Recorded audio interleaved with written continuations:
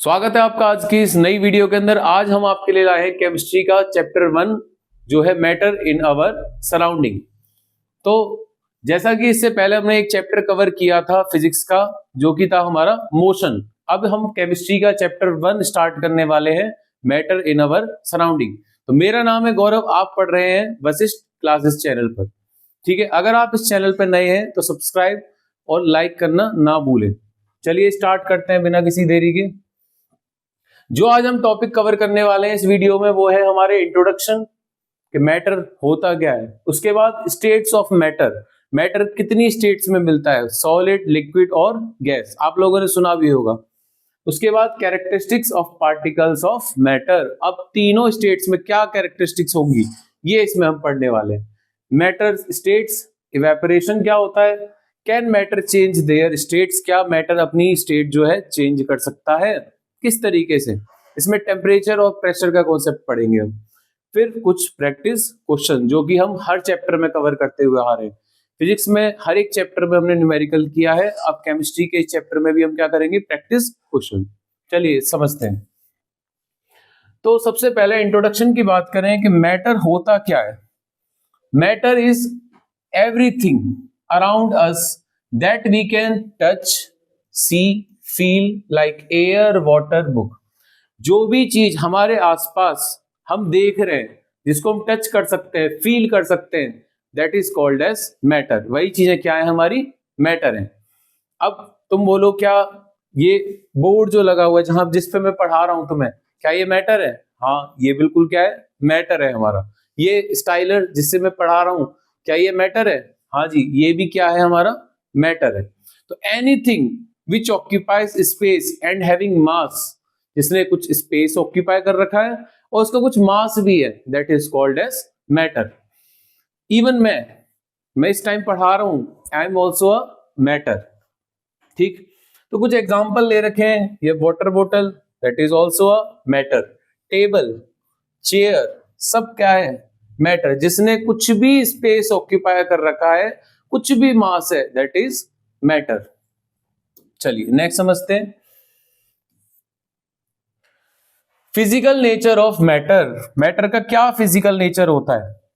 तो physical nature में बात करें तो मैटर इज पार्टिकुलेट, मतलब मैटर बना किससे है, matter is made up of tiny tiny particles, that is called as atoms. जो कि एक कंटिन्यूअस ब्लॉक नहीं होते हैं, वो क्या होते हैं, सर्कुलर पार्टिकल्स होते हैं, स्फेरिकल शेप के होते हैं। ठीक, साइज ऑफ पार्टिकल्स, क्या हम मैटर के पार्टिकल्स को साइज देख सकते हैं? क्या मैं इस स्टाइलस के पेन के साइज का एटम जो होंगे, क्या इनको मैं देख सकता हूं नेकेड आई से? नहीं देख सकते। फिर क्या लगेगा इसके लिए, इलेक्ट्रॉन माइक्रोस्कोप, तब उससे देख सकते हैं हम। ठीक है, तो these particles are the unimaginably small, मतलब हम सोच भी नहीं सकते इतने स्मॉल है बच्चे particle. Beyond our microscopic view, जिससे नॉर्मल माइक्रोस्कोप से देखना चाहें, सिंपल कंपाउंड माइक्रोस्कोप जो होते हैं उनसे हम इसको एटम को नहीं देख सकते, मैटर के एटम्स को। नेक्स्ट है एविडेंस, कैसे पता चला कि हमें कि भाई कैसे पता चला हमें कि भाई मैटर जो है वो पार्टिकल का बना हुआ है? इसके लिए एक सिंपली एनसीईआरटी में एक एक्टिविटी दे रखी है जिसमें एक्सप्लेन कर रखा है। चलिए वो समझाता हूं मैं आपको। तो उस एक्टिविटी में क्या है हमारा, फॉर एग्जाम्पल मैंने क्या किया, एक कंटेनर लिया, उस कंटेनर के अंदर मैंने लिया पोटेशियम परमैंगनेट सॉल्यूशन। कौन सा? Potassium permanganate solution.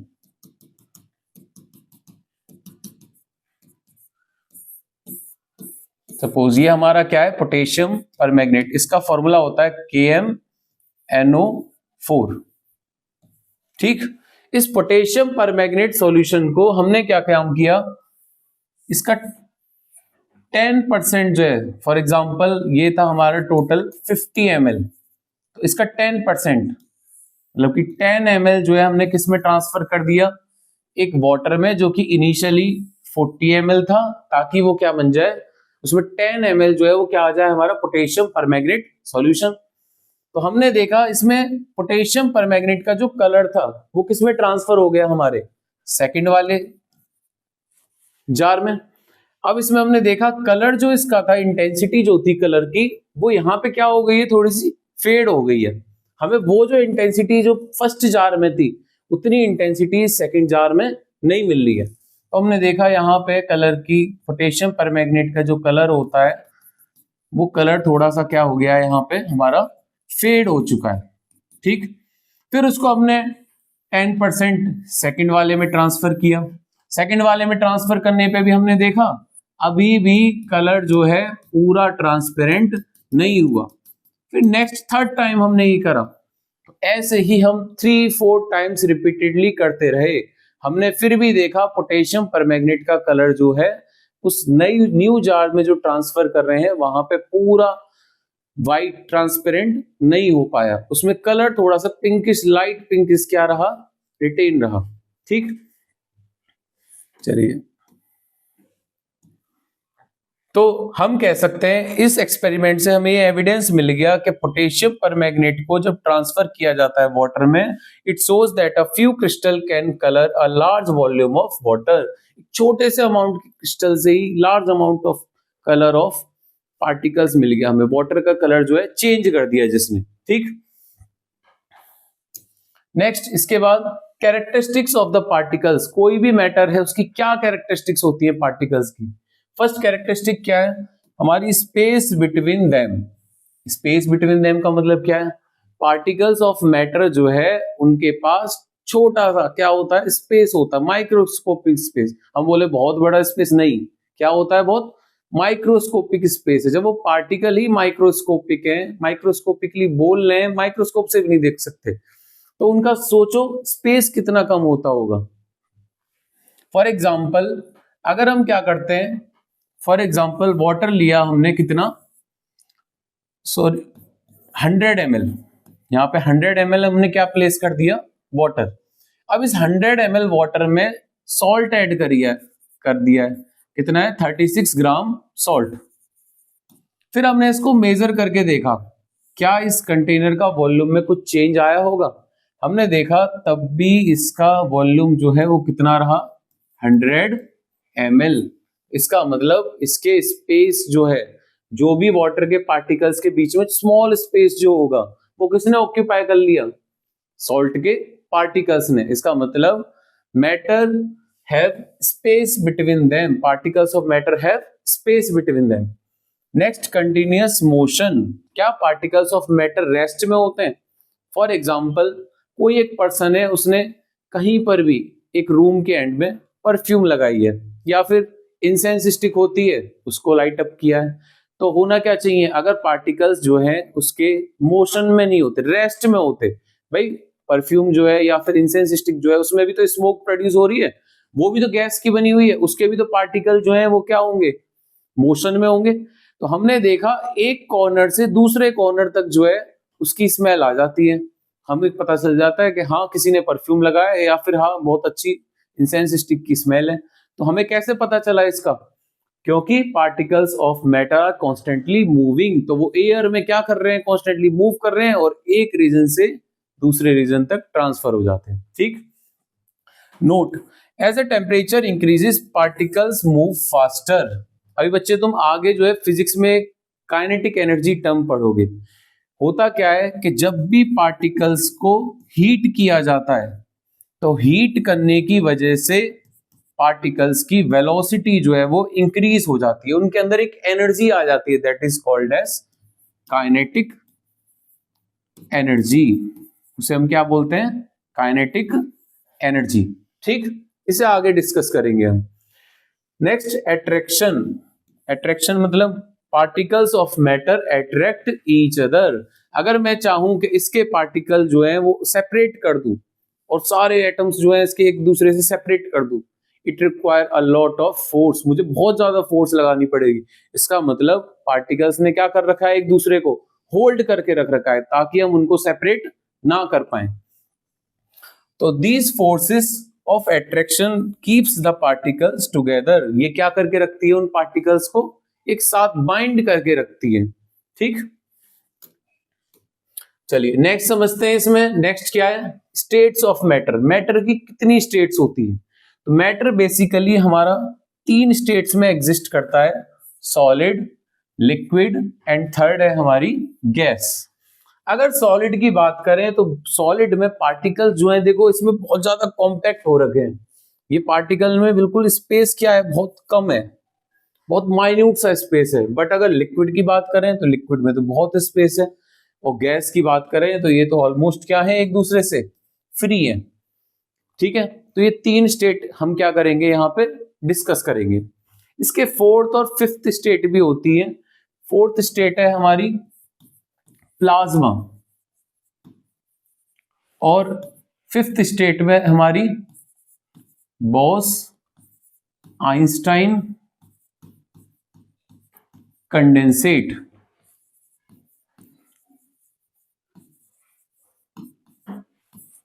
जिसको हम आगे डिस्कस करेंगे। ठीक है, मेनली हमें जो इस चैप्टर में पढ़ना है वो है सॉलिड स्टेट, लिक्विड स्टेट और थर्ड है हमारी गैसियस स्टेट। ठीक है, चलिए स्टार्ट करते हैं नेक्स्ट आगे।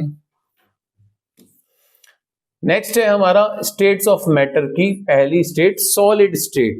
अब बताओ, अभी हमने देखा था उस डायग्राम में कि सॉलिड स्टेट में पार्टिकल जो है वो क्या हो रखे हैं, एक दूसरे से बहुत ज्यादा कॉम्पैक्टली पैक्ड हो रखे हैं। ठीक, तो कैरेक्टरिस्टिक की बात करें यहां पे तो डेफिनेट शेप, सॉलिड जो होते हैं उनकी शेप क्या रहती है, डेफिनेट रहती है। फॉर एग्जांपल इसकी शेप है, अब मैं इसे रखा छोड़ देता हूं, अगले दिन आगे देखता हूं क्या मेरे को शेप चेंज मिलेगी। इसकी शेप क्या रहेगी, फिक्स रहेगी। चाहे मैं रूम के एक कॉर्नर में रख दूं, चाहे उसे दूसरे कॉर्नर पे रख दूं, चाहे मैं उसे सेकंड फ्लोर पे ले जाऊं, शेप क्या रहनी है इसकी, फिक्स रहनी है। तो particles have definite shape. Next, distinct boundaries. इसके क्या होते हैं, कुछ डिस्टिंक्ट बाउंड्रीज होती है, कॉर्नर्स होते हैं जिनको हम सेपरेट नहीं कर सकते, फोर्स अप्लाई करके कर सकते हैं। ठीक, नेक्स्ट फिक्स्ड वॉल्यूम। क्या वॉल्यूम चेंज हो सकता है सॉलिड का, नहीं कर सकते उसको भी। हाँ, हीट अप करके उसको कंप्रेस कर सकते हैं लिटिल अमाउंट में, बट फिर भी उसकी शेप फिक्स्ड वॉल्यूम जो है वो चेंज नहीं होगा। वॉल्यूम क्या रहेगा उसका, कांस्टेंट रहेगा। फॉर एग्जांपल एक क्यूब है, वो हमारा 1 सेंटीमीटर का क्यूब है। कितना है वो, 1 सेंटीमीटर का क्यूब। अब इस वॉल्यूम को मैं किसी और शेप में कन्वर्ट कर देता हूं। फॉर एग्जांपल इसको मैं एक स्फीयर में कन्वर्ट कर देता हूं। इसका वॉल्यूम जो है वो क्या रहेगा, दोनों का सेम रहेगा, वॉल्यूम में कोई भी चेंज नहीं आता। ठीक, particles of matter if it is solid state. Next है tendency to maintain the shape. अगर उस पर आउटसाइड फोर्स भी अप्लाई की जाती है तो सॉलिड पार्टिकल जो है वो इतना इजीली अपनी शेप को चेंज नहीं करते। वो अपनी शेप को क्या करके रखना चाहते हैं, रिटेन करके रखना चाहते हैं। ठीक, example a pen, a book और अ नीडल। अगर तुम अपनी बुक यूज कर रहे हो, क्या उसकी शेप चेंज हो जाएगी अगले दिन? ऐसा तो नहीं होता। उसकी शेप क्या रहेगी, जो बुक है वो बुक ही रहेगी, पेन जो है वो पेन ही रहेगी, अनलेस अगर हम उस पर कोई एक्सटर्नल फोर्स अप्लाई नहीं करते। नेक्स्ट है हमारा स्टेट्स ऑफ मैटर में लिक्विड स्टेट। लिक्विड स्टेट की बात करें, नो फिक्स्ड शेप। जैसे कि फॉर एग्जांपल हम एक बोतल लेके आए, ये एक बोतल है, फिर उससे हम एक कोनिकल फ्लास्क में क्या करा, उस लिक्विड को फिल कर दिया। उस बोतल में जितना भी वाटर था उसको हमने किस में ट्रांसफर कर दिया, कोनिकल फ्लास्क में। अब मुझे बताओ क्या इसमें शेप चेंज हुई या नहीं हुई? हो गई ना, लिक्विड की वजह से। तो लिक्विड जो है उनकी फिक्स्ड शेप नहीं होती, it take the shape of the container. जिस कंटेनर में रखोगे उसी की शेप को क्या कर लेगा, ये गेन कर लेगा। Have fixed volume. वॉल्यूम क्या रहेगा, फिक्स रहेगा। इसका वॉल्यूम अगर सपोज 1 लीटर है तो इसका वॉल्यूम भी कितना रहने वाला है, इसमें 1 लीटर। वॉल्यूम में चेंज नहीं आएगा। ऐसा नहीं है कि एक बोतल से पानी दूसरे बोतल में कर दिया तो उसका वॉल्यूम इंक्रीज हो जाएगा, नहीं, ये वॉल्यूम क्या रहेगा, इसका सेम रहेगा। दे फ्लो एंड चेंज शेप। वो फ्लूइड बोले जाते हैं। एक प्रॉपर्टी होती है फ्लूइडिटी, क्या बोलते हैं उस प्रॉपर्टी को, फ्लूइडिटी। तो ये जो लिक्विड पार्टिकल्स होते हैं ये फ्लूइडिटी प्रॉपर्टी शो करते हैं, मतलब कि वो एक प्लेस से दूसरे प्लेस तक क्या होते हैं, फ्लो करते हैं। अगर मैं इस जगह पे कहीं पर भी वाटरफॉल कर देता हूं तो वाटर जो है वो क्या करेगा, पूरे में स्प्रेड होता चला जाएगा। क्यों? क्योंकि वो जो है उसके अंदर एबिलिटी होती है फ्लो करने की। सॉलिड में भी होती है बट उसमें बहुत लिटिल अमाउंट में फ्लूइडिटी प्रॉपर्टी होती है। इनमें किसमें क्या होती है, बहुत हाई होती है लिक्विड की स्टेट में। नेक्स्ट है डिफ्यूजन। डिफ्यूजन की बात करें तो सॉलिड पार्टिकल जल्दी डिफ्यूज होते हैं, लिक्विड पार्टिकल्स अभी हमने पढ़ा था पोटेशियम परमैंगनेट का सॉल्यूशन जो बनाया था, तो पोटेशियम परमैंगनेट के सॉल्यूशन में अगर एक छोटा सा क्रिस्टल लिया जाए तो वही क्या हो जाएगा, पूरे में स्प्रेड हो जाएगा। सपोज शुगर के क्रिस्टल जो है हम वाटर में प्लेस करके रख देते हैं तो हम क्या देखेंगे, एक टाइम तो ऐसा आएगा कि वो पार्टिकल जो है वो पूरे में क्या हो चुके होंगे, डिफ्यूज हो चुके होंगे। तो इसका मतलब इसमें देखा जाए तो डिफ्यूजन प्रोसेस होती है, मतलब कि वो धीरे धीरे पार्टिकल जो है उसमें क्या होना शुरू कर देंगे, घुलना शुरू कर देंगे उसमें पूरा। ठीक, तो liquid and gases can diffuse into liquid. Aquatic animals breathe dissolved oxygen in water. Aquatic animals होते हैं, अब क्या उनको ऑक्सीजन की जरूरत नहीं होती। तुम लोग बायो में पढ़ा होगा, बायो में जो है हमने पढ़ा है रेस्पिरेशन होता है। तो एक्वेटिक एनिमल्स फिशेस होती हैं, वो भी गिल से क्या लेती हैं, वाटर इनटेक करती हैं। वाटर क्या हो रखा है, ऑक्सीजनेटेड हो रखा है, ऑक्सीजन उसमें डिसॉल्व हो रखा है। उस डिसॉल्व ऑक्सीजन को वो डिफ्यूजन प्रोसेस के थ्रू बॉडी में एब्जॉर्ब कर लेती है। चलिए नेक्स्ट समझते हैं इसमें। नेक्स्ट क्या है हमारी गैसियस स्टेट। गैसियस स्टेट में क्या है, no fixed shape and no fixed volume. अगर एक रूम के अंदर अगर वॉल्यूम ऑक्यूपाई कर रखा है उसने, नेक्स्ट रूम में अगर उस एयर को ट्रांसफर कर दिया जाए तो वो उसका वॉल्यूम ऑक्यूपाई कर लेगी। उसको हीट अप कर दिया जाए, प्रेशर कुकर होता है, प्रेशर कुकर में जो है इनिशियली जो एयर प्लेस की गई थी वही टेम्परेचर इंक्रीज होने की वजह से धीरे धीरे क्या होती जाती है, एक्सपेंड करती जाती है। इसकी वजह से क्या आती रहती है, लगातार गैसेस रिलीज होती रहती है। तो इसका मतलब टेम्परेचर इंक्रीज करेंगे तो वॉल्यूम जो है वो क्या हो जाता है, उसका इंक्रीज एक्सपेंड हो जाता है। तो वॉल्यूम तो इसमें क्या नहीं रहा, फिक्स नहीं रहा। शेप की बात करें तो जहां वो प्लेस होगी वहां पे उसका वॉल्यूम शेप ऑक्यूपाई कर लेगी, फिर दूसरे रूम में गई तो वहां की शेप ऑक्यूपाई कर लेगी, तो शेप भी वहां की फिक्स नहीं है गैसेस के केस में। Next highly compressible. क्या गैसेस को कंप्रेस किया जा सकता है? हाँ, गैसेस को इतना कंप्रेस कर सकते हैं कि हम उसे लिक्विड स्टेट में भी ला सकते हैं, प्लस इवन सॉलिड स्टेट में भी ला सकते हैं। आप ड्राई आइस सुना होगा, ड्राई आइस। ड्राई आइस क्या होता है, ड्राई आइस हमारी कार्बन डाइऑक्साइड गैस होती है, उसको कंप्रेस करके पहले लिक्विड स्टेट में लाया जाता है, फिर उसको सॉलिड स्टेट में फ्रीज कर दिया जाता है, जिसको हम आगे भी समझेंगे। ठीक, तो यहां पे हमने उसको कंप्रेस किया, पार्टिकल्स एक दूसरे के क्या लाए गए, क्लोज लाए गए, तो हम बोल सकते हैं it is highly compressible. LPG cylinders होते हैं, ऑक्सीजन सिलेंडर्स होते हैं हॉस्पिटल्स वगैरह में, ये सब लिक्विड स्टेट में क्या करके रखते हैं, गैसेस को स्टोर करके रखते हैं। मतलब वो क्या हो चुके हैं, पार्टिकल एक दूसरे के साथ कंप्रेस हो चुके हैं। Particles move randomly at high speed. Particle जो है गैसेस के क्या करते हैं, रैंडमली मूव करते हैं, कोई फिक्स डायरेक्शन नहीं है, वो क्या करते रहेंगे लगातार। ये पार्टिकल इस डायरेक्शन में जा रहा है, दूसरा पार्टिकल इस डायरेक्शन में जा रहा है, तीसरा पार्टिकल इसी डायरेक्शन में जा रहा है, उनकी कोई फिक्स्ड भी डायरेक्शन नहीं है। हाँ, स्ट्रेट लाइन में ट्रेवल करते हैं, ऐसा नहीं है कि घूमते हुए जा रहे हैं, स्पाइरल मोशन कर रहे हैं, नहीं, स्ट्रेट लाइन में ट्रेवल करते हैं। ठीक, सो अगर वो हाई स्पीड से क्या कर रहे हैं, मूव कर रहे हैं, तो उस केस में वो क्या करेंगे, कंटेनर की जो वॉल्स होंगी उस पर लगातार क्या अप्लाई करेंगे, फोर्स लगाएंगे। और जब भी कोई फोर्स एक छोटे से पर्टिकुलर एरिया पे लगाई जाती है, that is called as pressure. तो हम बोल सकते हैं गैसेस के जो पार्टिकल्स होते हैं वो क्या एग्जर्ट करते हैं, कंटेनर की वॉल्स पे प्रेशर अप्लाई करते हैं। ठीक, चलिए नेक्स्ट है हमारा, ये एक एनसीईआरटी का डायग्राम है हमारा, जिसमें हम समझ सकते हैं कि सॉलिड जो है उसके पार्टिकल जो है अगर देखा जाए इलेक्ट्रॉन माइक्रोस्कोप से तो वो क्या है, बहुत ज्यादा कॉम्पैक्टली पैक्ड हो रखे हैं। वो क्या है, वो एक दूसरे के बहुत कॉम्पैक्टली पैक्ड हैं। बट लिक्विड के जो पार्टिकल्स हैं वो क्या हो रखे हैं, एक दूसरे थोड़ा लूजली बाउंड हो रखे हैं, वो क्या करते रहते हैं, मूव करते रहते हैं लगातार। पर सॉलिड के पार्टिकल मूव नहीं करते। क्या सॉलिड के पार्टिकल नहीं मूव करते होंगे? हमने तो बोला था matter, particles of matter are in random motion, वो तो लगातार मूव कर रहे हैं, कि सॉलिड के नहीं करेंगे।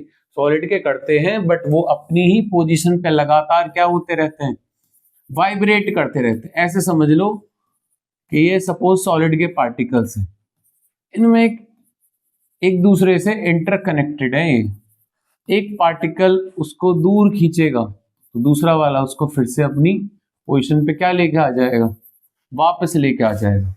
ठीक, वो अपनी पार्टिकल क्या करते रहते हैं, एक ही पोजीशन पे वाइब्रेट करते रहते हैं। लिक्विड स्टेट में वो क्या कर रहे हैं, रैंडम मोशन कर रहे हैं, बट इतना फ्री नहीं है जितना किस में होते हैं, हमारे गैसेस में। गैसेस में तो पार्टिकल जो है वो हर टाइप का मोशन करते हैं, ट्रांसलेटरी, रोटेटरी। आगे तुम जब समझोगे, आगे हायर क्लासेस में जाओगे तब तुम समझोगे, अलग अलग टाइप के मोशन कर रहे होते हैं गैसेस पार्टिकल्स में। ठीक, चलिए नेक्स्ट क्या है हमारा, can matter change it's state. क्या मैटर अपनी स्टेट को चेंज कर सकता है, क्या वो सॉलिड से लिक्विड, लिक्विड से गैस में जा सकता है। अभी हमने देखा था गैसेस को कंप्रेस किया जाए तो वो कौन सी स्टेट में आ जाएगी, लिक्विड में। फिर उनका टेम्परेचर और डाउन कर दिया जाए, प्रेशर हाई कर दिया जाए तो वो कौन सी स्टेट में आ जाएंगे, अपनी सॉलिड स्टेट में। तो हम बोल सकते हैं yes the matter can change from one state to another by changing temperature, और सेकंड है हमारा प्रेशर। ये दो हैं जो टेम्परेचर और प्रेशर, इन दो के पास इतनी ताकत है, ये क्या कर सकते हैं, एक स्टेट को दूसरी स्टेट में और दूसरी स्टेट को किसी थर्ड स्टेट में भी कन्वर्ट कर सकते हैं। ठीक, नेक्स्ट है हमारा melting point. The temperature at which a solid melt into become a liquid is called at atmospheric pressure is called as melting point. देखो दो चीजें, एक होता है हमारा मेल्टिंग पॉइंट और दूसरा क्या होता है हमारा बॉइलिंग पॉइंट। अब इसको समझते हैं जरा।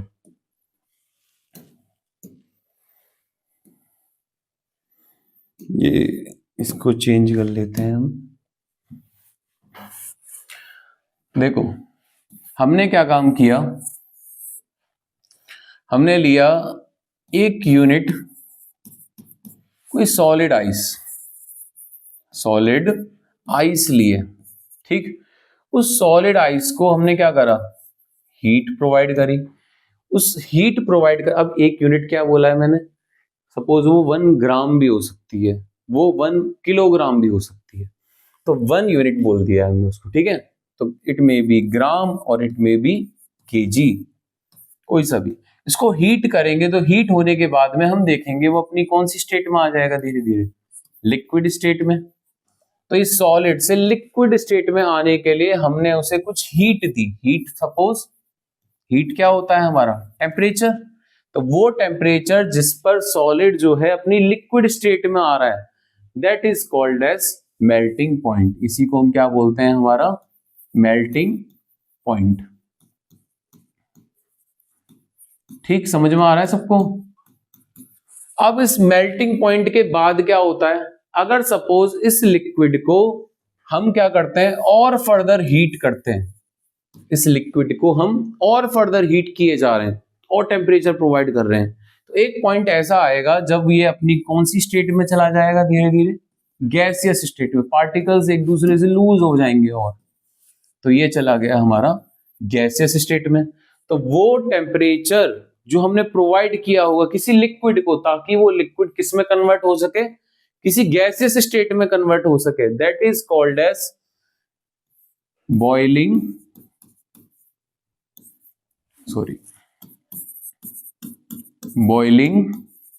point. Boiling point is the temperature at which the liquid convert into a gas. क्या इसका मास चेंज होगा, इसको बताइए पहले, कमेंट सेक्शन में बताइए।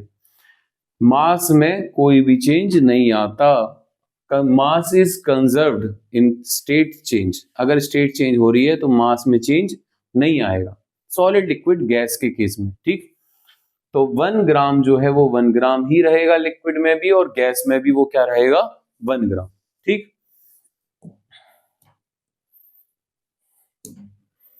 चलिए इसके बाद समझते हैं वही अपनी। तो हमने बोला मेल्टिंग पॉइंट है और दूसरा क्या है, बॉइलिंग पॉइंट। तो melting point is the temperature at which a solid melt into become a liquid at atmospheric pressure। atmospheric pressure पर ही सॉलिड जो है वो किस में मेल्ट हो गया, लिक्विड में। फॉर एग्जांपल अगर मेल्टिंग पॉइंट ऑफ आइस की बात करें, आइस कितने पे मेल्ट होना स्टार्ट हो जाती है, वो है हमारा 0 डिग्री सेल्सियस, इसको हम बोल सकते हैं 273.15 केल्विन। 0 डिग्री सेल्सियस में कितने केल्विन होते हैं, 273.15 केल्विन होते हैं।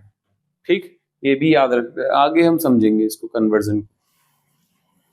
नेक्स्ट है हमारा बॉइलिंग पॉइंट। बॉइलिंग पॉइंट अभी हमने देखा था, boiling point is a temperature at which the liquid get converted to a gas. तो इसमें भी क्या है, the temperature at which a liquid starts boiling atmospheric pressure, the boiling point of water becomes, कितना होना चाहिए, वाटर का तो सबको पता होगा, वाटर कितने पे बॉयल होने स्टार्ट होता है, 100 डिग्री सेल्सियस पे। अब 100 डिग्री सेल्सियस को केल्विन में कन्वर्ट कैसे करेंगे, अभी हमने देखा था 0 डिग्री सेल्सियस जो है वो किसके इक्वल होता है, 273.15 केल्विन के इक्वल होता है। अगर मुझे इसको किसमें 100 डिग्री सेल्सियस को कन्वर्ट करना है तो मैं सिंपली क्या करूं, 273.15 प्लस 100, क्या कर दूं इसमें मैं ऐड 100 को, तो ये कितना हो गया हमारा 373.15 केल्विन, ये 0.15। इसको राउंड ऑफ करके हम क्या कर लेते हैं, ऑलमोस्ट 0 डिग्री सेल्सियस को हम 273 केल्विन ही बोल देते हैं। ठीक है, इसमें कोई इशू नहीं है। तो नेक्स्ट समझते हैं इसमें। नेक्स्ट ये भी हमारे एक एनसीईआरटी का डायग्राम है, इसमें सॉलिड जो है उसको हमने क्या करा है, हीट किया है, मतलब सॉलिड को हीट करके किसमें कन्वर्ट कर दिया है, लिक्विड स्टेट में। भाई सॉलिड जो है उसको हीट किया जाएगा, उसको हम क्या देंगे, मेल्टिंग पॉइंट प्रोवाइड करेंगे, तो वो किसमें कन्वर्ट हो गया हमारा, लिक्विड स्टेट में। फिर और उसको फर्दर हीट किया हमने, फर्दर टेम्परेचर प्रोवाइड करा, उस पॉइंट को, उस टेम्परेचर को क्या बोलते हैं, बॉइलिंग पॉइंट। तो वो लिक्विड स्टेट जो है किसमें कन्वर्ट हो जाएगी, हमारी गैसियस स्टेट में। अगर हमें उसे वापस कन्वर्ट करवाना है, भाई मुझे गैस जो है वो लिक्विड में लानी है, लिक्विड जो है वो सॉलिड में लेके आना है, तो मैं क्या करूंगा, टेम्परेचर डाउन करूंगा।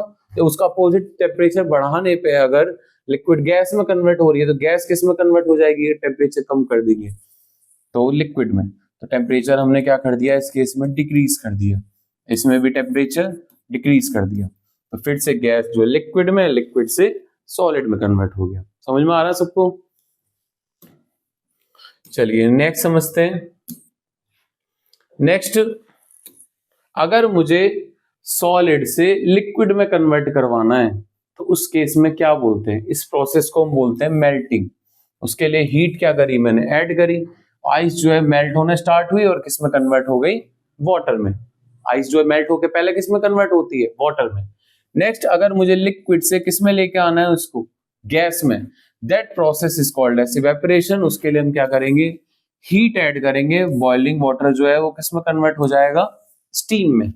ठीक, अगर गैस को फिर से वापस लिक्विड में लेके आना है, देखा होगा अगर कुछ भी हमारे घर पे कोई फूड कुछ वेजिटेबल्स वगैरह बॉईल की जा रही है, उसको हम ढक देते हैं ऊपर से, तो तुमने देखा होगा कंटेनर के ऊपर जो छोटे छोटे छोटे वाटर के क्या ड्रॉपलेट से फॉर्म हो जाते हैं, तो वो कौन सी प्रोसेस हुई होती है भाई, इनिशियली तो वो गैस में कन्वर्ट हो गए थे, पर जैसे ही वो किस पे गए, कंटेनर की वॉल्स पे ऊपर, तो वहां पे जाके टेम्परेचर कूल डाउन हो गया और वो अपनी गैसियस स्टेट से किस में कन्वर्ट हो जाते हैं, लिक्विड स्टेट।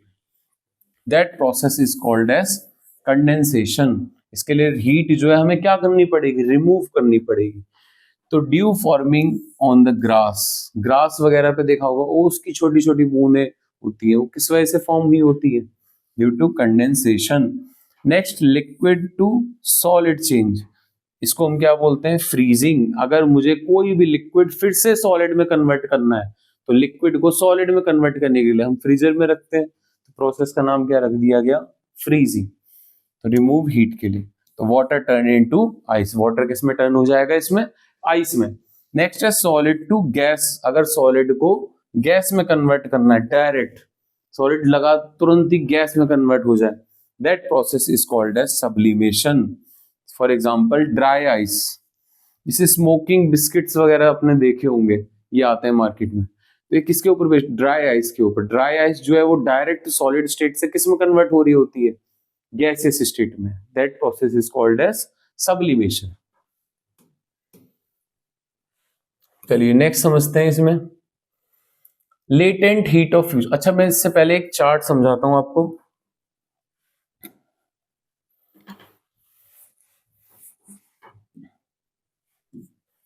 चार्ट क्या है? सबसे पहले सॉलिड, दूसरी स्टेट है हमारी लिक्विड, और थर्ड स्टेट है हमारी गैस।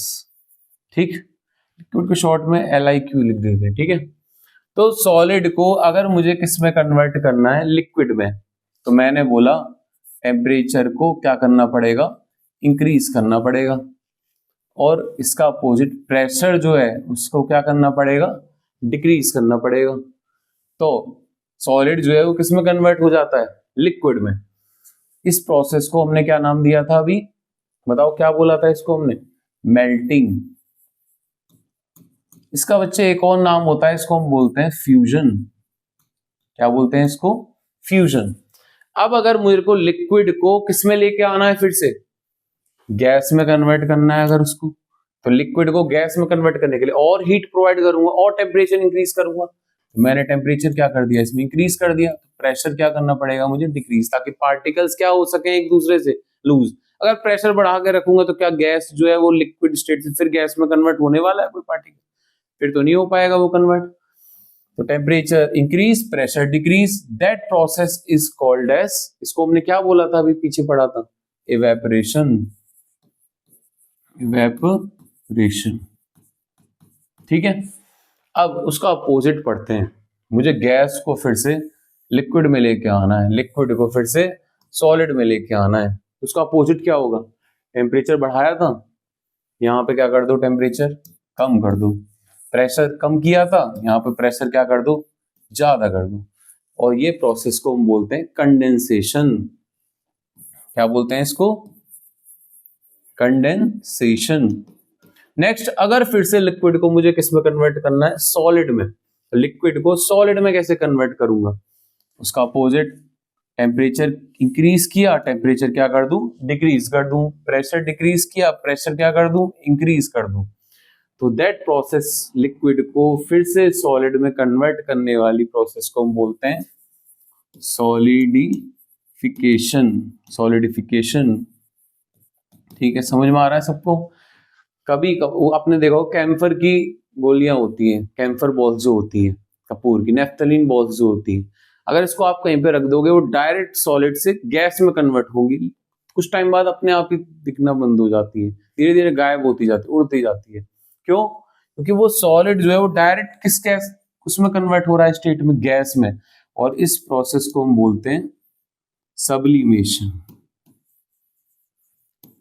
ठीक है, चलिए अभी हमें समझ में आ गया बिल्कुल अच्छे से।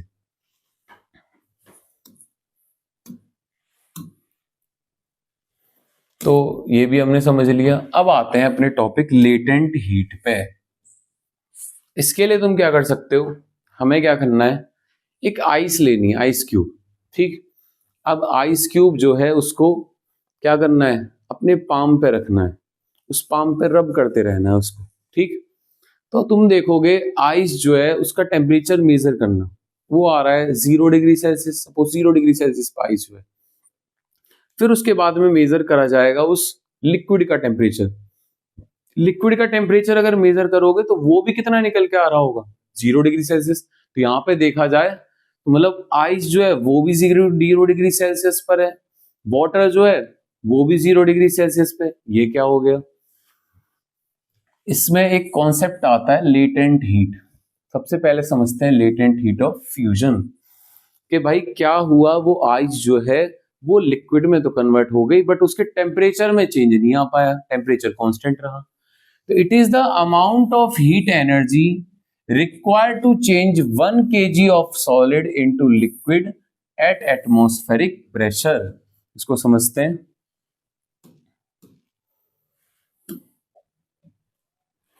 चलिए इसको ऐसे समझ सकते हैं हम, देखिए हमने क्या करा, 1 kg आइस ली। ठीक, आइस क्या है, एक सॉलिड है।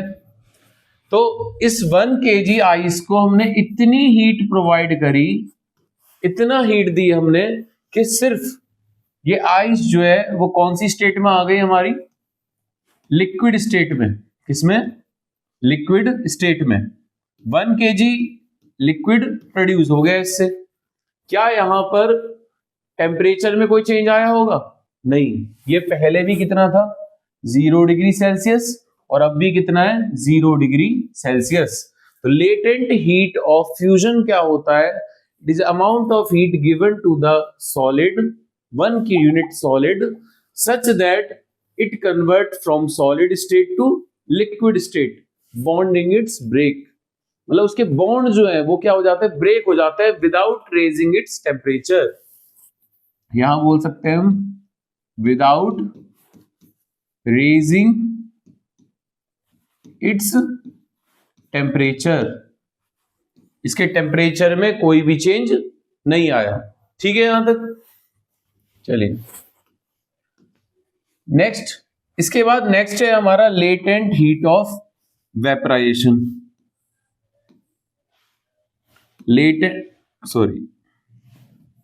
Latent heat of vaporisation. अब लेटेंट हीट ऑफ वेपराइजेशन को क्या होता है? It is a heat energy given to the 1 kg liquid. किसको दी गई है हीट एनर्जी? 1 kg लिक्विड को। तो heat energy given to change the 1 kg of liquid into gas. उसको 1 kg लिक्विड से किस में कन्वर्ट कर दिया गया? 1 kg गैस में, विदाउट रेजिंग इट्स टेम्परेचर। इसमें टेम्परेचर का चेंज इसमें भी नहीं आया होगा। तो इसको भी समझते हैं।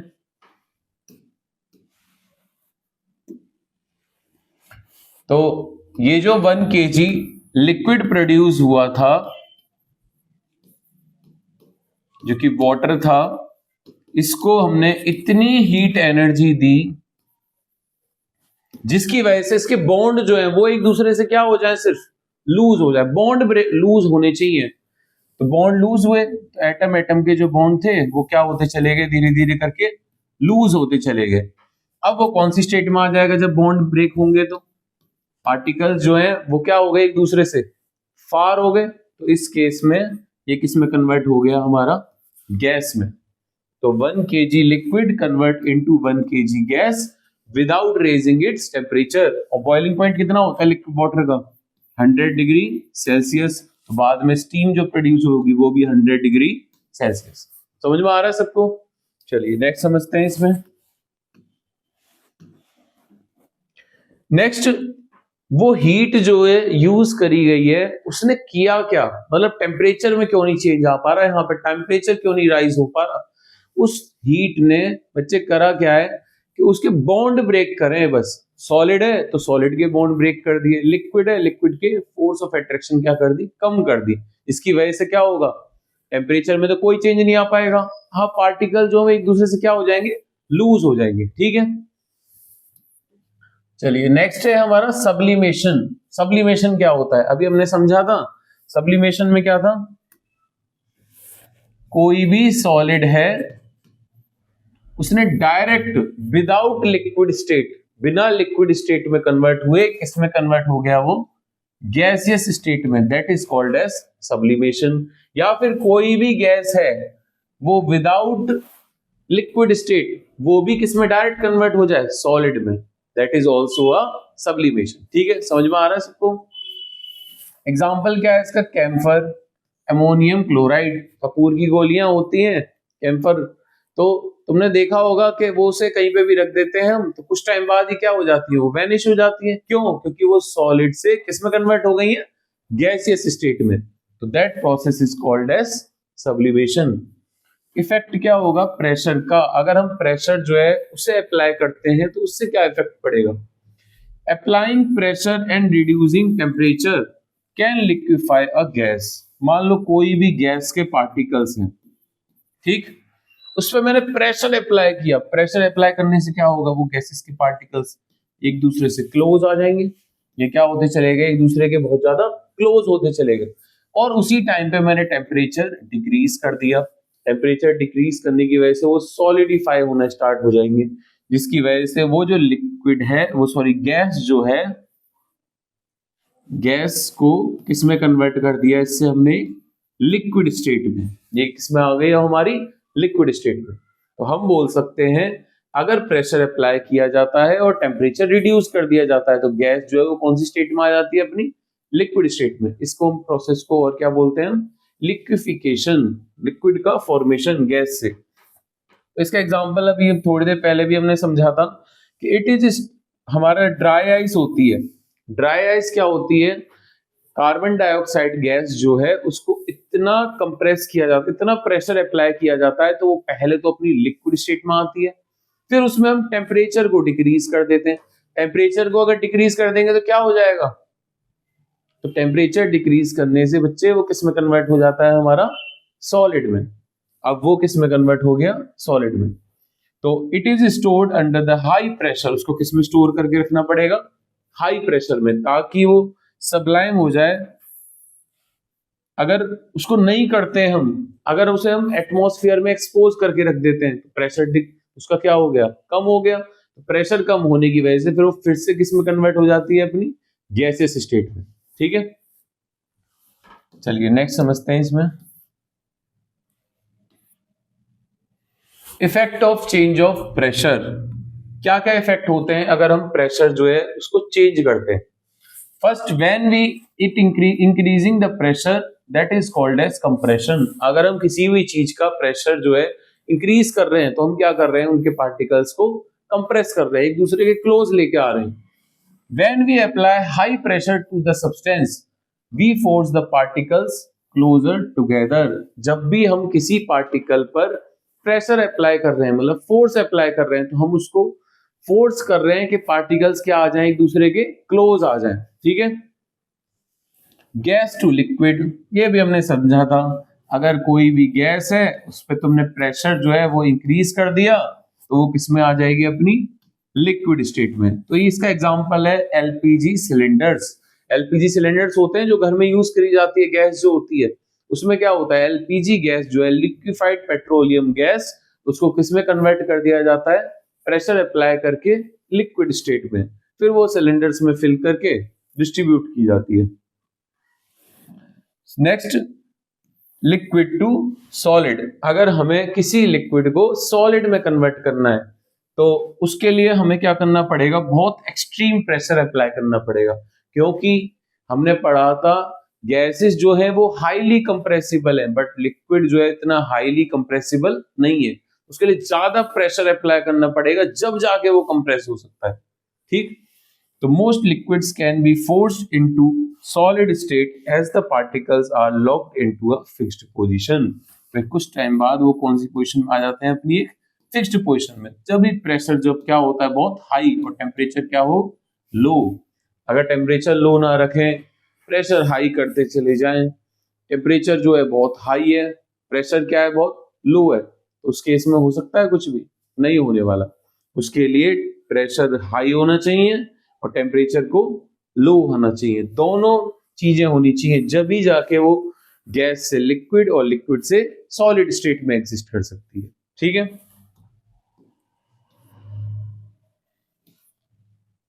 नेक्स्ट है, अगर हम प्रेशर को डिक्रीज कर देते हैं तो क्या होगा, इस प्रोसेस को बोलते हैं हम एक्सपेंशन। एक्सपेंड करना, एक्सपेंड करना का मतलब क्या होता है, एक दूसरे से दूर जाना पार्टिकल्स का। तो वो कब होगा भाई, अगर हमें कंप्रेस करना था तो पार्टिकल जो है हमने प्रेशर अप्लाई किया तो एक दूसरे से क्लोज आते जा रहे थे, बट अगर हम मुझे एक्सपेंड करवाना है तो अब की बार प्रेशर क्या कर दूंगा मैं, डिक्रीज। तो when the pressure is reduced the particles gain more freedom to move apart। इस केस में पार्टिकल जो है उनको ज्यादा फ्रीडम मिलेगी कि वो क्या हो सके, एक दूसरे से दूर जा सके। ठीक है, सॉलिड टू गैस। अब वही जो सॉलिड ड्राई आइस फॉर्म करी थी हमने, वो ड्राई आइस जो है वो किस में कन्वर्ट हो जाती है, फिर से अपनी गैसियस स्टेट में, जो कि क्या आती है हमारी CO2 गैस। ठीक है, ये किसके थ्रू हो सकता है, जब प्रेशर जो है वो क्या कर दिया जाए, रिड्यूस कर दिया जाए। When the pressure is decreased to a normal atmospheric pressure, it turns directly into a gas without melting। बिना मेल्ट हुए लिक्विड स्टेट में आएगा नहीं, वो डायरेक्ट सॉलिड जो है किस में कन्वर्ट होना स्टार्ट कर देगा, गैस में। ठीक है, समझ में आ रहा है सबको। Lowering boiling point at high altitude when air pressure is low water boils at lower temperature. अगर हम हायर एल्टीट्यूड पे जाते हैं तो वहां पे देखेंगे प्रेशर क्या है, बहुत कम है, वहां पे प्रेशर तो बहुत लो हो रखा है। तो उस केस में अगर मुझे वाटर को बॉईल करना है तो वहां पे मुझे 100 डिग्री सेल्सियस का टेम्परेचर नहीं देना पड़ेगा। वो लोअर टेम्परेचर पर ही क्या वाटर क्या होना स्टार्ट हो जाता है, बॉयल होना स्टार्ट हो जाता है, क्योंकि वहां पे प्रेशर क्या है, कम है। तो लिक्विड जो है उसको फोर्स नहीं कर रहा, वो प्रेशर कम फोर्स कर रहा है कि वो गैसेस स्टेट में ना जा पाए, वो तुरंत चला जाएगा गैसेस स्टेट में। क्यों? क्योंकि वहां पे बॉन्ड जो है वो क्या हो जाएंगे, जल्दी लूज हो जाएंगे, बाहर से प्रेशर क्या है, बहुत कम है। ठीक है,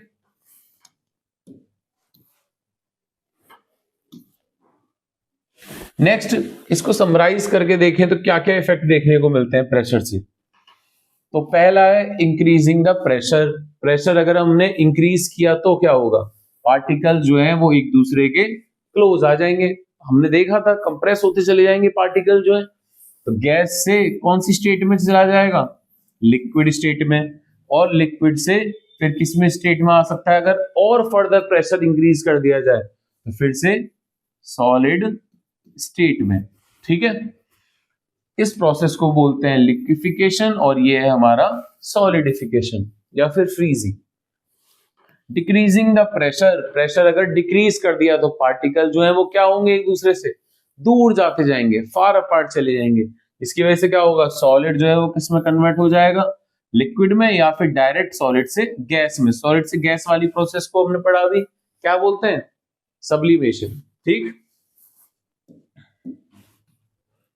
नेक्स्ट इसके बाद है हमारा एक एक्सपेरिमेंट है, ये एनसीईआरटी का। ठीक, इसमें क्या है, हमने समझाया है कि एक पिस्टन है, पिस्टन को हमने कनेक्ट कराया एक सिलेंडर से। ठीक, उस सिलेंडर के अंदर नॉर्मली एयर फिल हो रखी है, तो पार्टिकल जो है वो एक दूसरे से क्या होंगे, फार अपार्ट होंगे। हमने पढ़ा था gases particle have more space, lot of space, उनके बीच में बहुत ज्यादा स्पेस होता है। और जैसे उसको पिस्टन से अप्लाई की जाएगी, फोर्स अप्लाई करेंगे यहां से हम, जिसकी वजह से क्या होगा, वो पार्टिकल एक दूसरे से कंप्रेस होते चले जाएंगे। पहले तो वो किस स्टेट में आएगा, अपनी लिक्विड स्टेट में। फिर और प्रेशर इंक्रीज कर दिया और टेम्परेचर क्या कर दिया मैंने, ऑलमोस्ट जीरो या फिर डाउन कर दिया, तो उस केस में वो कौन सी स्टेट में आ गया, अपनी सॉलिड स्टेट में। ठीक है, तो इस एक्टिविटी से हम समझ सकते हैं कि जितना प्रेशर बढ़ाते जाओगे पार्टिकल जो है वो क्या होते जाएंगे, एक दूसरे से क्लोज होते चले जाएंगे। ठीक है,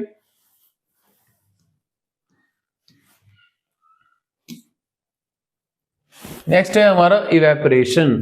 देखो हमने वेपराइजेशन पढ़ा था, वेपराइजेशन क्या हो रहा था कि डायरेक्ट लिक्विड जो है वो किस में कन्वर्ट हो जाए, गैसेस स्टेट में, तो हमने उसको बोला था वेपराइजेशन।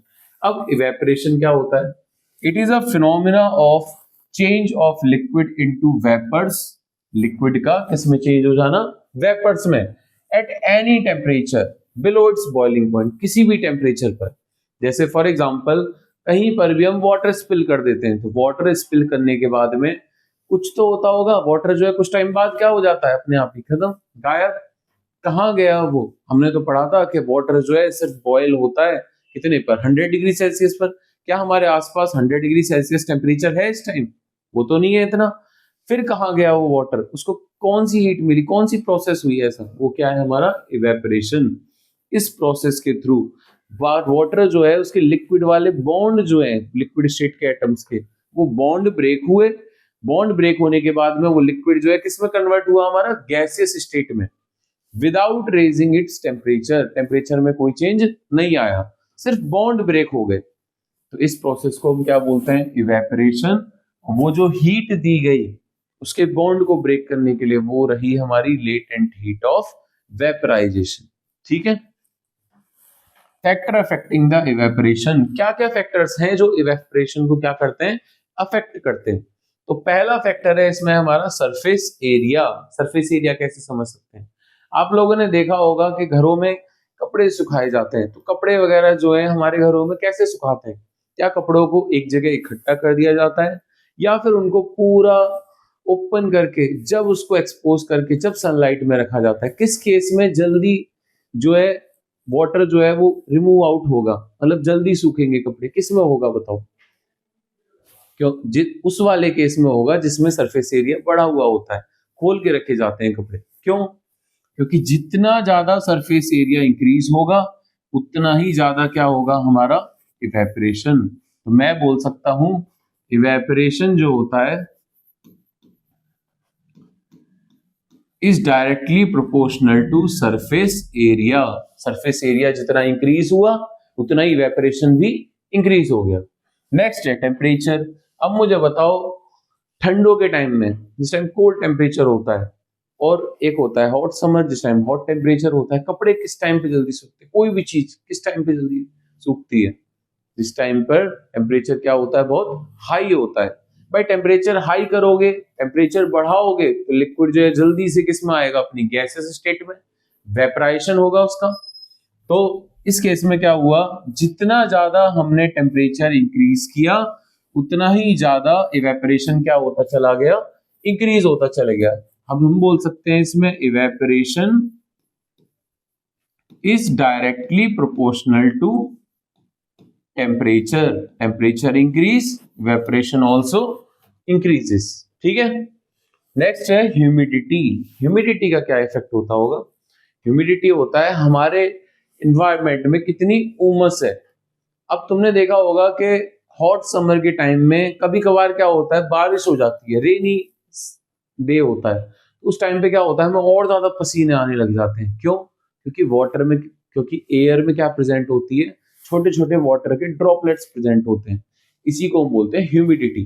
अब बताओ अगर हमें किसी भी चीज को जल्दी ड्राई करना है तो तुम उसे ऐसे रीजन में रखोगे जहां पे ह्यूमिडिटी ज्यादा है, उमस है, ऑलरेडी वाटर वेपर्स हैं बहुत सारे जिस प्रेशर लगा रहे होंगे, जिससे अटैच हो रहे होंगे, या फिर ऐसी जगह पे रखोगे जहां पे ड्राईनेस है बिल्कुल, उस जगह पे जल्दी होगा ना क्लॉथ जो है ड्राई, जहां पर क्या होगा, टेम्परेचर हाई होना चाहिए और ड्राईनेस होनी चाहिए। तो हम बोल सकते हैं इवेपोरेशन जो है वो डिक्रीज हो जाती है अगर ह्यूमिडिटी क्या हो रही है, हमारी इंक्रीज हो रही है। तो मैं बोल सकता हूं evaporation is inversely proportional to humidity. जितना ह्यूमिडिटी बढ़ी उतना ही इवेपोरेशन डिक्रीज हो गया। ठीक है, समझ में आता है सब। नेक्स्ट है हमारा wind speed.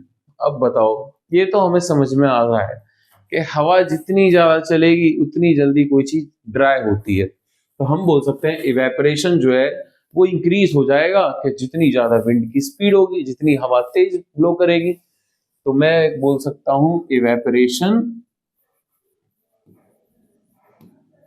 Is directly proportional to क्या, विंड स्पीड। कि भाई जितनी हवा ज्यादा ब्लो हो रही है स्पीड से, इस विंड स्पीड जितनी ज्यादा है उतनी इवेपोरेशन प्रोसेस क्या होगी, हमारी फास्ट होगी। ठीक है, चलिए नेक्स्ट समझते हैं इसके बाद। नेक्स्ट है इवेपोरेशन कॉजेस कूलिंग। इवेपोरेशन जब होता है तो वो कैसा इफेक्ट देके जाता है, कूलिंग। इसको अपने घर में देखा होगा, बच्चे जो है सैनिटाइजर से खेलते हैं, क्या मजा आता है सैनिटाइजर से, एकदम हाथ पे लगाया और एकदम ठंडा ठंडा सा फील होना स्टार्ट हो जाता है। क्यों ठंडा ठंडा क्यों फील हो रहा है? क्या सैनिटाइजर जो है वो टेम्परेचर डिक्रीज कर रहा है? पर कैसे डिक्रीज कर रहा है, कैसा इफेक्ट दे रहा है वो कूलिंग, इसके पीछे की साइंस को समझते हैं। देखो होता क्या है, जब भी कोई लिक्विड जो है वो अपनी गैसियस स्टेट में जाता है तो उसको पहले क्या करना पड़ेगा, टेम्परेचर गेन करना पड़ेगा, टेम्परेचर को एब्जॉर्ब, हीट को एब्जॉर्ब करेगा। वो हीट एब्जॉर्ब करने में वो उस जगह की हीट को पूरा क्या कर लेगा, एब्जॉर्ब। उस जगह हीट बचेगी, टेम्परेचर तो क्या हो चला जाएगा, वहां पे डिक्रीज हो जाएगा।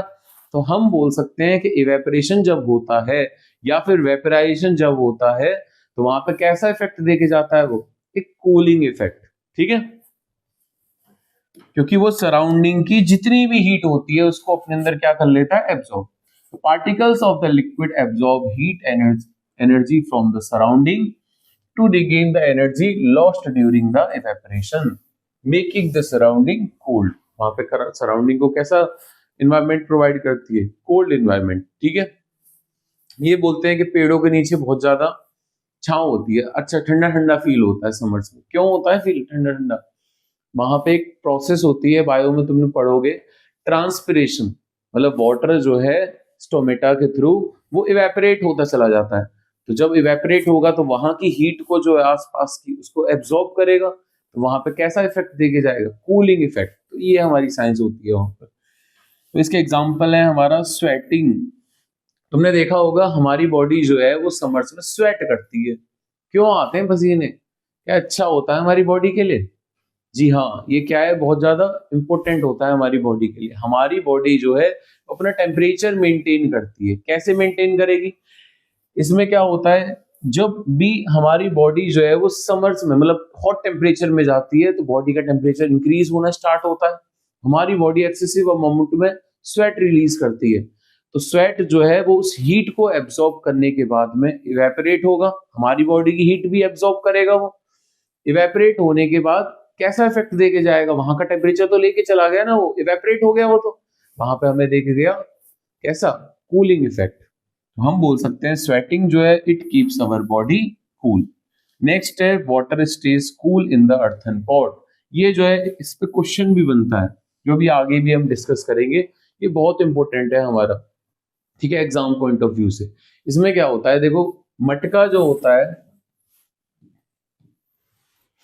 अर्थन पॉट जिसे कहते हैं, उस मटके के पास छोटे छोटे क्या होते हैं, पोर्स होते हैं। ये बहुत पोरस होता है, पोर्स हैं प्रेजेंट छोटे छोटे, जिसके थ्रू जितना भी वाटर होता है अंदर वो क्या होता रहता है, लगातार स्पिल आउट होता रहता है, निकलता रहता है थोड़ा थोड़ा वाटर जो है। अब वो जो वाटर रिलीज आउट हो रहा है, स्पिल आउट हो रहा है, वो आसपास की जितनी भी हीट है वो क्या करेगा, एब्जॉर्ब करेगा।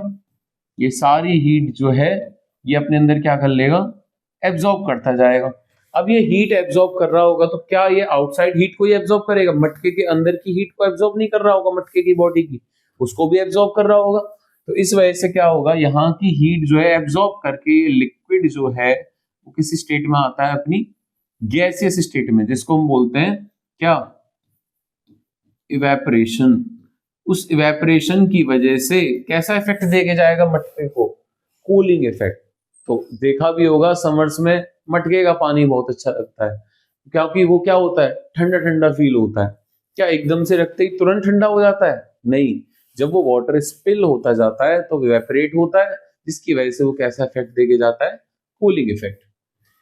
Wearing a cotton clothes. Summers में देखो हमें एडवाइस किया जाता है कि हमें कैसे क्लॉथ्स वियर करने चाहिए, कॉटन के क्लॉथ्स वियर करने चाहिए। क्यों, क्या साइंस है ऐसी जो पहले से चलता हुआ आ रहा है कि भाई कॉटन के कपड़े जो है समर्स में हमें हमारी बॉडी को कूल डाउन रखते हैं, और बाकी सब जो है वो थोड़ा सा क्या करते हैं, स्वेट को इतना एब्जॉर्ब नहीं कर पाते।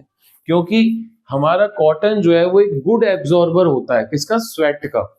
तो जब वो स्वेट को एब्जॉर्ब करेगा तो बॉडी की जो हीट है उसको भी एब्जॉर्ब करेगा वो वाटर जो है, और आउटसाइड हीट जो है उसको भी एब्जॉर्ब करेगा। और वो जो स्वेट जो है हमारा वो कौन सी स्टेट में आता है, अपनी गैसियस स्टेट में, उस हीट को एब्जॉर्ब करने के बाद में।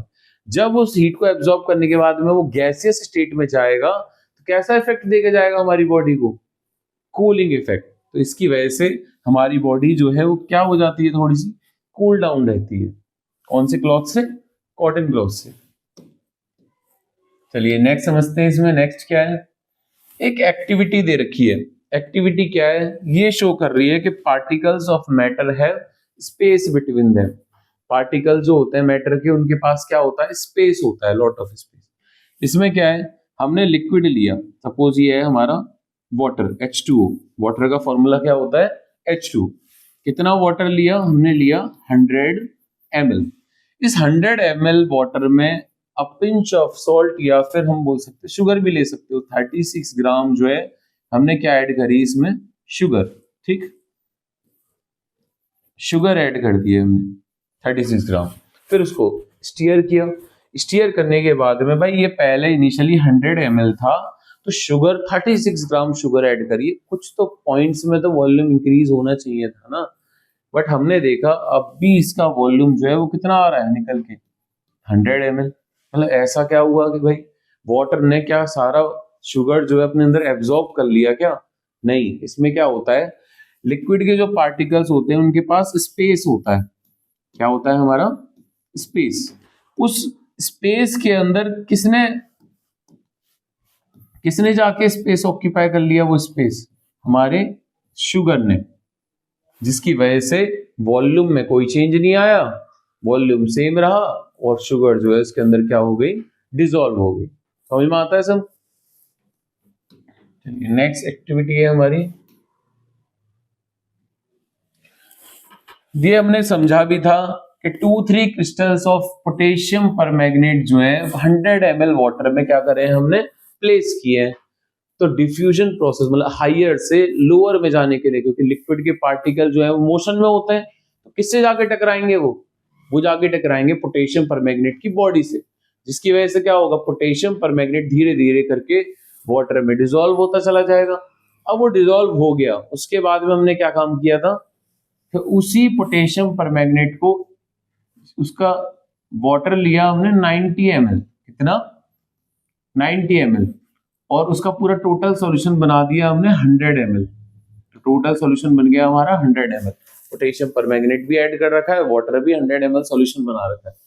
अब इसको हमने नेक्स्ट जार में ट्रांसफर किया जो कि इनिशियली 90 ml है, और इसका 10 ml जो है हमने इसमें ट्रांसफर कर दिया। तो हमने देखा कलर में कोई ज्यादा फर्क नहीं आया, कोई ज्यादा चेंज नहीं आया। फिर उसके बाद नेक्स्ट ये 100 ml सॉल्यूशन बना, उसको भी नेक्स्ट 10 ml आगे वाले में ट्रांसफर किया, उसमें भी ज्यादा चेंज नहीं आ रहा, क्योंकि कलर जो है वो इस वजह से इम्पार्ट हो रहा है क्योंकि पार्टिकल्स जो है पोटेशियम परमैंगनेट के वो क्या है, बहुत ज्यादा स्मॉल है। क्या है वो, बहुत ज्यादा स्मॉल है, प्लस वो रेंडमली मोशन में भी है, इसकी वजह से उसके अंदर डिसॉल्व हो गए थे वो। तो यहाँ पे हमने देखा पार्टिकल इतने ज्यादा स्मॉल हैं कि अगर यही सेम प्रोसेस जो है हम 3, 4, 5 टाइम्स अगर करते हैं, जब भी कलर पूरा कलरलेस नहीं हुआ, उसके बाद भी कलर थोड़ा सा क्या रहेगा, रिटेन रहेगा। ठीक है, तो ऑब्जर्वेशन क्या देखी हमने, the water remains coloured even at very high dilution. बहुत ज्यादा डाइल्यूट करने के बाद भी, उसको बहुत देर तक डाइल्यूट करते रहे, उसके बाद भी वाटर क्या रहा हमारा, कलर्ड रहा। ठीक है, तो ये प्रोसेस है जो हम समझा रहे थे कि वाटर है, हमने 100 ml वाटर लिया, उसमें पोटेशियम परमैंगनेट डिसॉल्व किया, कलर जो एकदम डार्क कलर आया, तो उसके बाद में 10 ml जो है उसको ट्रांसफर कर दिया नेक्स्ट वाले कंटेनर में, जो इनिशियली कितना लिया है हमने, 90 ml। और जैसे ही इसको ट्रांसफर करेंगे 10 ml को, तो ये कितना हो जाएगा टोटल, 100 ml। इसका कलर जो है थोड़ा सा फेड होता हुआ दिखा हमें।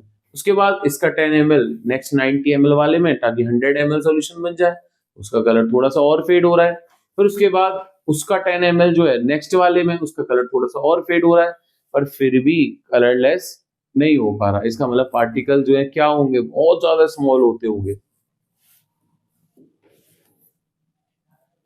चलिए नेक्स्ट है, इसके बाद ये भी एक एक्टिविटी दे रखी है हमें। चलिए नेक्स्ट अपने एक टॉपिक पे आते हैं, important concept, change of state पर। तो इसमें क्या होता है, इसको हम डायरेक्ट समझते हैं उससे। देखिए अभी हमने पढ़ा था कि सॉलिड से लिक्विड में अगर कोई आ रहा है, तो इस प्रोसेस को हम क्या बोलते हैं, हमारा वेपराइजेशन, सॉरी, इस प्रोसेस को हम क्या बोलते हैं, मेल्टिंग या फिर फ्यूजन। लिक्विड से अगर वो कौन सी स्टेट में आ रहा है, अपनी गैसियस स्टेट में, तो इसको हम क्या बोलते हैं, इस प्रोसेस को वेपराइजेशन। गैस से फिर लिक्विड में आ रहा है, तो उसको हम क्या बोलते हैं, कंडेंसेशन। और अगर लिक्विड से कौन सी स्टेट में आ रहा है, अपनी सॉलिड स्टेट में, तो लिक्विड से सॉलिड स्टेट में आने को हम क्या बोलते हैं, फ्रीजिंग या फिर सॉलिडिफिकेशन। इसी को उसमें समझा रखा है हमने। जब देखिए इसको, फ्यूजन सॉलिड से लिक्विड में कन्वर्ट हो जाना, सॉलिडिफिकेशन लिक्विड से फिर से वापस कौन सी स्टेट में आ जाना, सॉलिड स्टेट में आ जाना। वेपराइजेशन भाई लिक्विड का वेपर्स में, मतलब गैस में कन्वर्ट हो जाना, लिक्विड गैस में कन्वर्ट हो गई। कंडेंसेशन फिर से गैस का लिक्विड में कन्वर्ट हो जाना। सब्लिमेशन जो होता है, अभी हमने पढ़ा था कि डायरेक्ट विदाउट लिक्विड स्टेट को स्किप करके डायरेक्ट सॉलिड से गैस में या गैस से सॉलिड में कन्वर्ट हो जाना, इसको हम क्या बोलते थे, सब्लिमेशन। ठीक है, तो ये तो हमने समझ लिया था अभी। ये एक प्रोसेस बता रखी है, फेस चेंज किस तरीके से हो रहा है, सॉलिड से लिक्विड में, लिक्विड से गैस में, किस प्रोसेस को हम क्या बोलते हैं। ठीक है, तो इससे भी समझ सकते हो तुम। अब समराइज करते हैं इस चैप्टर को। हमने पढ़ क्या क्या लिया यहाँ पे, हमने पढ़ा शेप, सॉलिड की शेप कैसी होती थी, फिक्स, भाई शेप में कोई चेंज नहीं आएगा। बट अगर लिक्विड की बात करें तो लिक्विड तो जिस कंटेनर में प्लेस होंगे उसी में ऑक्यूपाई कर लेंगे उसी की शेप को, तो उनकी फिक्स शेप नहीं होती। गैसेस मान लो इस रूम में तो यहाँ की शेप ले रखी है और दूसरे रूम में जब जाएगा तो उसकी शेप ले लेगी, तो उसकी भी शेप फिक्स्ड नहीं होती। नेक्स्ट है वॉल्यूम। वॉल्यूम की बात करें तो सॉलिड का वॉल्यूम जो है वो क्या रहता है, फिक्स, उसमें कोई चेंज नहीं आता। ये भी लिक्विड में भी फिक्स, बट गैसेस का वॉल्यूम हमने देखा था उसको कंप्रेस भी कर सकते हैं और फिर से हम क्या कर सकते हैं, उसको एक दूसरे से पार्टिकल्स को लूज आउट भी कर सकते हैं टेम्परेचर बढ़ा के। तो यहाँ पे हमने देखा इनका वॉल्यूम जो है वो फिक्स नहीं है, वो चेंज हो सकता है। ठीक है, रिजिडिटी की बात करें, रिजिडिटी मतलब कोई कितना ठोस है, तो सॉलिड जो है वो क्या होते हैं, बहुत रिजिड होते हैं, उसके पार्टिकल्स एक दूसरे से बहुत ज्यादा क्लोज हैं। बट लिक्विड जो है वो तो ऑलरेडी क्या है, एक फ्लूइड है, थोड़ा कम रिजिड होता है, मतलब मॉडरेट बोल सकते हैं। और गैसेस जो है वो भी कंप्लीटली क्या है, फ्लूइड है। फ्लूइड क्या होता है, एक प्रॉपर्टी होती है फ्लूइडिटी की, जो भी चीज फैल सके, मतलब क्या हो सके, फ्लूइड फ्लो कर सके। तो इस फ्लो करने वाले जो भी चीजें होती हैं इनकी हम रिजिडिटी नहीं बता सकते कि रिजिड है या फिर नहीं है, क्योंकि वो तो ऑलरेडी क्या है, फ्लूइड है, वो तो फ्लो कर रहे हैं। तो रिजिड कौन से हुए हमारे, सिर्फ सॉलिड वाले। ठीक है, नेक्स्ट है हमारा कंप्रेसिबिलिटी, किसको कितना कंप्रेस कर सकते हैं। क्या हम सॉलिड को कंप्रेस कर सकते हैं, नहीं, वो क्या होता है, बहुत नेग्लिजिबल कंप्रेशन होता है उसके केस में। बट लिक्विड का कंप्रेशन हो सकता है, पर वो क्या होता है, बहुत लो होता है। बट गैसेस के केस में बहुत ज्यादा हाईली कंप्रेसिबल है, उनको बहुत ज्यादा कंप्रेस कर सकते हैं। ठीक है, नेक्स्ट है डिफ्यूजन। कोई भी चीज अगर इसके अंदर डिफ्यूज करवानी है, क्या सॉलिड के अंदर कोई चीज डिफ्यूज हो जाती है इजिली, भाई पहले उसको क्या करना पड़ेगा, मेल्ट करना पड़ेगा, लिक्विड स्टेट में लाना पड़ेगा उसको।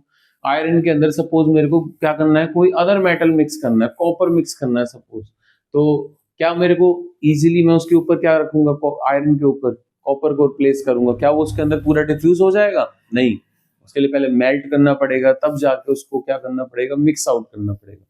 बट अगर लिक्विड के केस में बात करें तो हमने देखा था पोटेशियम परमैंगनेट इजीली क्या हो गया था, वाटर के अंदर मिक्स आउट हो गया था, बट थोड़ा सा टाइम तो लगता है, इसलिए हम क्या बोल सकते हैं, इनका क्या होता है, मॉडरेट होता है।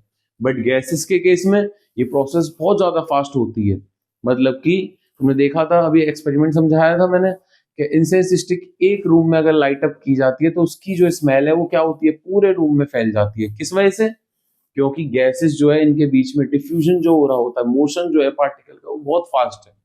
ठीक है, तो ये हो गई हमारा इसका समरी।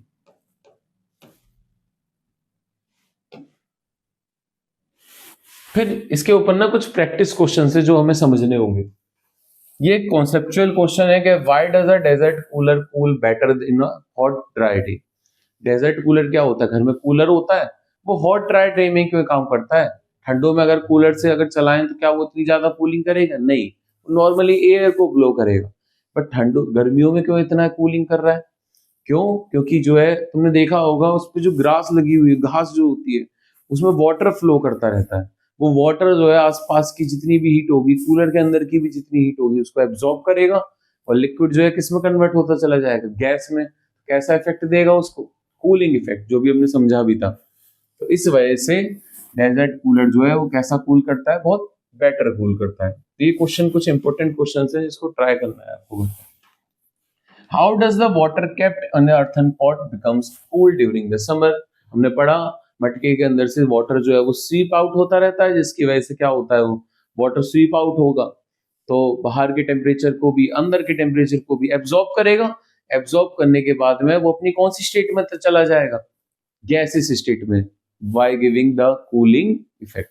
कैसा इफेक्ट देखा जाएगा, वो कूलिंग इफेक्ट। नेक्स्ट ये कन्वर्जन है टेम्परेचर का। अगर केल्विन से सेल्सियस में जाना है और सेल्सियस से केल्विन में जाना है तो कैसे कन्वर्ट करें बच्चे? इसके लिए एक चीज याद रखनी है, 0 डिग्री सेल्सियस जो है उसमें कितने केल्विन होते हैं? 273 केल्विन। ठीक है, तो इसके लिए दो फॉर्मूले हैं हमारे पास। Kelvin is equals to degree Celsius में जो टेम्परेचर गिवन होगा, तो temperature in Kelvin is equals to temperature in degree Celsius plus 273। अब ये जो टेम्परेचर निकल के आएगा दोनों का सम करने के बाद में वो होगा हमारा टेम्परेचर इन केल्विन। तो इससे तो सेल्सियस का फॉर्मूला भी निकाल सकते हैं। अगर मुझे टेम्परेचर चाहिए डिग्री सेल्सियस में, ये 273 प्लस में जो है इसको क्या ले जाऊं इधर माइनस में, तो क्या हो जाएगा? Temperature in kelvin minus 273। तो इससे जो है टेम्परेचर निकल के आ जाएगा हमारा डिग्री सेल्सियस में। चलिए एक क्वेश्चन समझ लेते हैं इसमें से। ये केल्विन में दे रखा है, इसको हमें किस में कन्वर्ट करना है? डिग्री सेल्सियस में। टेम्परेचर इन डिग्री सेल्सियस ये हमें निकालना है। केल्विन में कितना दे रखा है? 300। तो यहाँ पे मैंने कितनी वैल्यू पुट करी? 300 माइनस 273। 273 इसमें से क्या कर दिया हमने? माइनस कर दिया। तो कितना बचेगा ये हमारा? ये बचा हमारा, ये हो गया 9 में से 7, ये हो गया 27 डिग्री सेल्सियस। तो ये बचा हमारा टेम्परेचर। ठीक, इसका मतलब कितना डिग्री सेल्सियस है ये? 27 डिग्री सेल्सियस। तो ये वाला तुम खुद ट्राई करना। Why are we able to sip hot tea और milk faster from a saucer rather than a cup? तो सॉसर में से जो है चाय वगैरह कैसे पी पाते हैं, मतलब इतना फास्टर जो है? तुमने देखा होगा प्लेट में अगर चाय करके पी रहे हैं और एक तरफ हम क्या कर रहे हैं? एक कप में पी रहे हैं। किस में जल्दी चाय ठंडी होती है? सॉसर में। प्लेट के अंदर जल्दी ठंडी हो जाती है। क्यों? क्योंकि वहां पर सरफेस एरिया क्या है? ज्यादा है। हमने पढ़ा था इवेपोरेशन भी क्या होगा? ज्यादा होगा फास्ट। तो उस केस में कूलिंग इफेक्ट जो है वो भी ज्यादा होना चाहिए। तो सॉसर के केस में जल्दी कूल डाउन हो जाती है और कप के केस में जो है वो उसे टाइम लगता है। तो इस वजह से सॉसर में जो है टेम्परेचर जो है वो जल्दी कूल डाउन होगा, उसे जल्दी सिप कर पाएंगे। और अगर क्या किस में कर रहे हैं हम? कप में, तो उसमें क्या लगेगा? ज्यादा एफर्ट्स लगेंगे हमारे। ठीक है, नेक्स्ट कुछ ये एनसीईआरटी के इंपोर्टेंट क्वेश्चन है, इसको ट्राई करना है तुम्हें। ठीक है, ये इंपोर्टेंट क्वेश्चन है। ये कुछ हॉट क्वेश्चंस हैं, इसको भी ट्राई करना। इसमें से ये वाला बहुत इंपॉर्टेंट है। What produce more severe Burns, boiling water और स्टीम? बॉइलिंग वाटर जो है वो ज्यादा सीवियर बर्न कॉज करता है या फिर स्टीम ज्यादा कॉज करता है? देखो बच्चे, इसके लिए समझना पड़ेगा हमें कि स्टीम जो है तब फॉर्म हुई है जब वाटर बॉयल जो हो रहा था उसके बॉन्ड ब्रेक हो गए, तब वो किस में कन्वर्ट हुई? स्टीम में। मतलब उसके बॉन्ड ऑलरेडी ब्रेक है, उसके अंदर ज्यादा एनर्जी होगी ना। वाटर जो 100 डिग्री सेल्सियस पे, उसके अभी बॉन्ड ब्रेक नहीं हुए हैं, तो इसका मतलब उसके अंदर थोड़ी कम एनर्जी होगी। तो कौन ज्यादा कॉज करेगा सीवियर बर्न्स? स्टीम ज्यादा कॉज करेगी। ठीक है, तो why does the temperature of the substance remains constant during its melting और बॉइलिंग पॉइंट? उसके टेम्परेचर में कोई भी चेंज क्यों नहीं आता? क्योंकि उसके बॉन्ड जो है वो ब्रेक होते हैं। हमने दो चीजें पढ़ी थी, लेटेंट हीट ऑफ फ्यूजन और लेटेंट हीट ऑफ वेपराइजेशन। इन दो प्रोसेस की वजह से हम कह सकते हैं कि इसमें टेम्परेचर जो है वो कांस्टेंट रहता है और सब्सटेंस जो है अपनी स्टेट जो है वो चेंज कर लेता है। चलो, अगर आपको अच्छे से समझ में आ रहा है ये सब कुछ, तो हमें जरूर फीडबैक दें इसके बारे में। ठीक है, और हमारे साथ जुड़े रहिए। अभी हम मैथ का भी कंटेंट लेके आएंगे, बायोलॉजी का आपकी क्लास चल रही है, फिजिक्स का भी, और 9, 10, 11, 12 सब चीज लेके आएंगे। बस हमारे साथ क्या रहना है? जुड़े रहना है और सब्सक्राइब बटन दबाना ना भूलें। ठीक है, धन्यवाद।